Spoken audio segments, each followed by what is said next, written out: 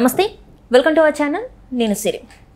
AP మాజీ ముఖ్యమంత్రి జగన్మోహన్ రెడ్డి గారి అక్రమ ఆస్తుల కేసుల విషయంలో ఎందుకు ఇంకా జాప్యం జరుగుతుందని సిబిఐని అయితే చివాట్లు పెట్టింది సుప్రీం. అసలు ఏం జరుగుతుంది ఏంటనేది మనకు వివరించడానికి మనతో పాటు ఉన్నారు ప్రముఖ సీనియర్ జర్నలిస్ట్ జగదేవ్ గారు.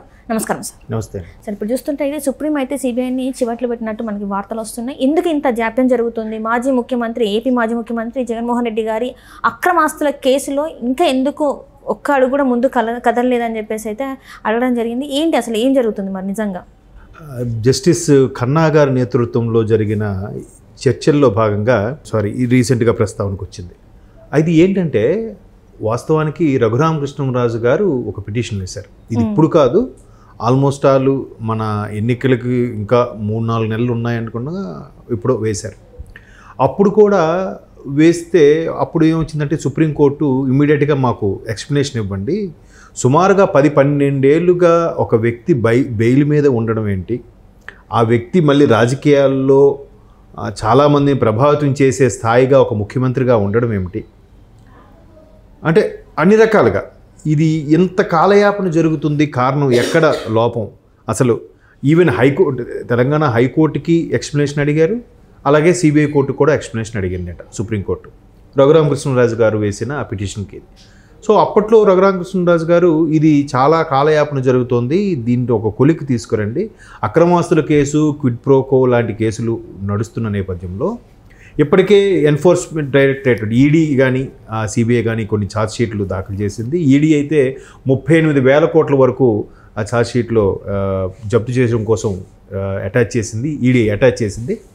సో వీటన్నిటినీ ఇంకా ఎందుకు ఏ విషయం తేల్చట్లేదు, ఇప్పటికీ కూడా ఆయన ముద్దాయిగా తేల్చలేదు, కేసులు ఎదుర్కొంటూనే ఉన్నారు. ఆయన సుమారుగా 18 నెలలో 16 నెలలో రిమాండ్లో ఉన్నారు. ఇన్ని జరిగినా కూడా ఆయన ఇది చేశారు, ఇది కరెక్టు, ఆయన లేదంటే ఆయనకి శిక్ష ఖరారయింది, లేదంటే ఎంత జరిమానా విధించారు అనే దానికి ఇంతవరకు రాలేదు.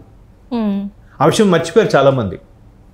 ఇది మరోవైపు ఎలాగో వెళ్తుందంటే జనాల్లోకి కక్ష సాధింపుగానే చేస్తున్నారు అంటున్నారు తప్ప వీళ్ళు గతంలో చేసిన తప్పుల్ని ఒప్పుగా చూపించే ప్రయత్నం చేస్తున్నారు.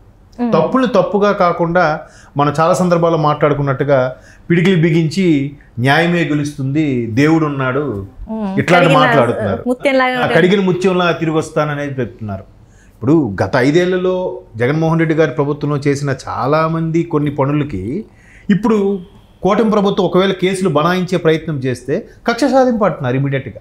వాళ్ళు చేసినవన్నీ మర్చిపోయారు అనుకుంటున్నారో ఏంటో, మరి ప్రజలైతే మర్చిపోరు, కాకపోతే ఎవరు గొంతెత్తి అడిగే ప్రయత్నం చెయ్యరు అంతే. అయితే ఈ సిబిఐ వ్యవహారము, ఈ క్విడ్ ప్రోకో వ్యవహారము, అక్రమాస్తుల వ్యవహారము ఇది ఎప్పటి నుంచో నడుస్తుంది.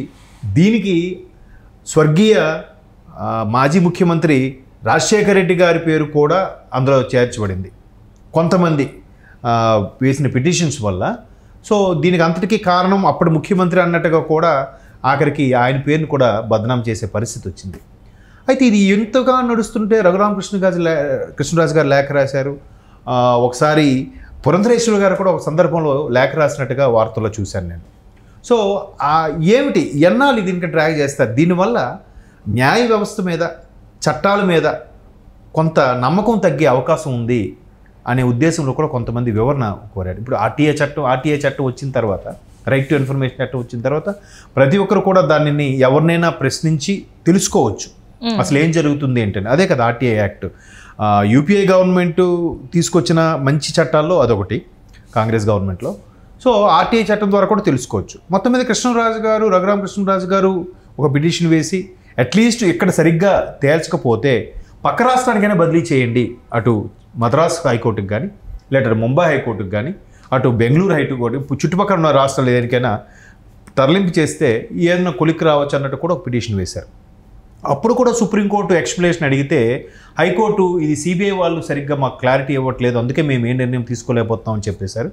బట్ సిబిఐ కోర్టు వాళ్ళు, అక్కడున్న సుపీరియర్స్ వాళ్ళు చెప్పే ఎక్స్ప్లెనేషన్ ఏంటంటే, మేము దీని గురించి సుదీర్ఘంగా చర్చలు జరిగి అన్నీ ఎక్స్ప్లెయిన్ చేసి న్యాయమూర్తికి వివరించేసరికి మొదటి నుంచి అన్నీ ఎక్స్ప్లెయిన్ చేసి ఈ విషయంలో ఇది ఉంది, కూడా అక్రమాస్తుల కేసులు ఇలా ఉన్నాయి, ఇట్లా ఉంది, ఈ ఛార్జ్షీట్లు, ఈ సెక్షన్లు పొందుపరిచామని చెప్తే వాళ్ళు ఈలోగా అక్కడ కాలం సరిపోక, కాలం నిడివి తక్కువ ఉండడం వల్ల, లేదంటే వాయిదాల మీద వాయిదాలు తీసుకోవడం వల్ల, లేదంటే ఎవరైతే అక్యూజ్డ్ ఉన్నారో వాళ్ళు రాలేదనో, లేదా లాయర్ గారు లేరనో, లేదంటే విదేశాలకు వెళ్ళారనో, రకరకాల రీజన్స్తో, లేదంటే నేను ఎన్నికల్లో పోటీ చేస్తున్నాను, కీలకమైన పదవులు ఉన్నాను, ఒక ముఖ్యమంత్రిగా ఉన్నానని చెప్పి రకరకాల రీజన్స్తో డ్రాగన్ చేస్తూ వాయిదాలు తీసుకుని రావడం వల్ల ఇది ఒక 2-3 ఏళ్ళు అయ్యేసరికి అక్కడున్న న్యాయమూర్తి మళ్ళీ మారిపోతున్నారు. న్యాయమూర్తి మారిపోవడం వల్ల ఏమైంది, మళ్ళీ మొదటి నుంచి రెడ్డి వచ్చాడు మొదలెట్టండి సామెత చెప్పినట్టుగా మళ్ళీ మొదటి నుంచి రావడం ఇలా అవుతుంది. కాబట్టి సిబిఐ కోర్టే ఆల్రెడీ ఒక విన్నపం అయితే చెప్పింది సుప్రీంకోర్టుకి గతంలోనే, మీరు దీని మీద ఒక సెపరేట్గా ఒక కమిటీ వేయండి, లేదా ఒక సెపరేట్గా ఒక జస్టిస్ని అపాయింట్ చేయండి ఈ కేసు వరకు. సో అది కంప్లీట్ అయ్యే వరకు ఆ జడ్జిని అక్కడ నుంచి కదలడానికి వీలు లేకుండా, సో ఆయన నేతృత్వంలోనే అంత. ఇప్పుడు చూసారా కమిటీస్ వేస్తుంటారు, శ్రీకృష్ణ కమిటీ, ఇప్పుడు అలాగే జస్టిస్ మన మేడిగడ్డకు సంబంధించి కూడా ఒక కమిటీ వేశారు. అట్లా ఒక కమిటీ జస్టిస్ నేతృత్వంలో వేసినట్టుగా ఇక్కడ కూడా వేసి ఆ కేసు పూర్తి అయ్యే వరకు అక్కడ నుంచి ఆ న్యాయమూర్తిని కదల్చకుండా ఆ న్యాయమూర్తి సరైన నిర్ణయం తీసుకునేలాగే ఉంచేలాగా ఒక కమిషన్ లాగా, ఒక సెపరేట్ స్పెషల్ కోర్టు లాగా వేయమని సిబిఐ ఇప్పటికే సుప్రీంకోర్టుకి సూచనప్రాయంగా రిక్వెస్ట్ చేసింది. బట్ మరలా రఘురామకృష్ణరాజు గారు ఇది ఏమైంది ఇంతవరకు మేము ఇచ్చిన దానికి మాకు ఒక క్లారిటీ ఇవ్వలేదు. ఈయన పెట్టిన లెటర్కి సుప్రీంకోర్టు గతంలోనే హైకోర్టుకి సిబిఐ కోర్టుకి ఆర్డర్స్ పాస్ చేసింది, ఏం జరిగింది ఎంతవరకు వచ్చింది మాకు తెలియజెప్పండి అని. బట్ వాళ్ళు చెప్పేశారు, బట్ సుప్రీంకోర్టు ఇక్కడ వీళ్ళకి వివరణ ఇచ్చిందో లేదో తెలియదు. మరలా ఈయన దాని మీద అప్రోచ్ అవ్వడం, ఎందుకు అసలు ఎంత కాలయాపన చేస్తున్నారు అనే విధంగా మేము ఆల్రెడీ చెప్పాము, దాని మీద ఏదో సజెషన్ తీసుకుని సీరియస్గా చేయాలి, కానీ ఉన్నత న్యాయస్థానం ఇచ్చిన ఆజ్ఞలు కూడా మీరు పెడచెవిన పెట్టడం ఎంతవరకు కరెక్ట్ అనే ఉద్దేశంలో చాలా సీరియస్ అయిందట. అయితే ఇప్పుడు మరలా సిబిఐ కోర్టు వాళ్ళు చెప్పే విన్నపాలు ఏంటంటే, వాళ్ళు మొత్తం ఏంటేంటి ఏ వాయిదాకి ఎప్పుడు వచ్చారు ఏంటి అన్ని టైప్ చేసి పెట్టుకుంటారు. కాబట్టి అందులో చూస్తే అటువైపు కేసులు జగన్మోహన్ రెడ్డి గారి వైపు ఏవైతే కేసులు వాదించే వాళ్ళు ఉన్నారో వాళ్ళు కోర్టు ఇచ్చే తీర్పులు కూడా, కోర్టు ఇచ్చే డెసిషన్స్ కూడా తప్పుగా ఉన్నాయి, ఇవి పూర్తిగా కరెక్ట్ కాదు అనేలాగా కూడా ఉన్నాయంట. అంటే ఎదుటి వాళ్ళని కూడా కన్విన్స్ చేసేలాగా.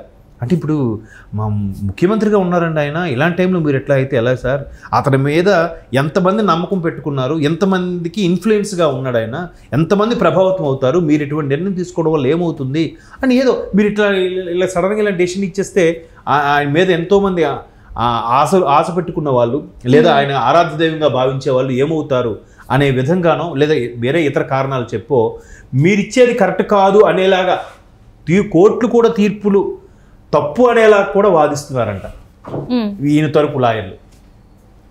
సో అంటే సిబిఐ దగ్గర అన్ని అస్త్రాలు ఉన్నాయి, మీ దగ్గర అన్ని అస్త్రాలు ఉన్నాయి, అన్ని పక్కాగా సాక్ష్యాలు ఉన్నా కూడా మీరు ఎందుకు చేయలేకపోతున్నారని సుప్రీంకోర్టు సీరియస్ అయిన దానికి మరి వాళ్ళకు ఇలాంటి రకరకాల రీజన్స్ చెప్పి దీనికి కూడా ఈ న్యాయమూర్తులు చెప్పేదాన్ని తప్పు అనేలాగా వాదించే పరిస్థితిలో ఉంటుంది, దీన్ని మేము ఎటువంటి చర్యలు తీసుకోవాలన్నట్టుగా వీళ్ళు చెప్తున్నారు.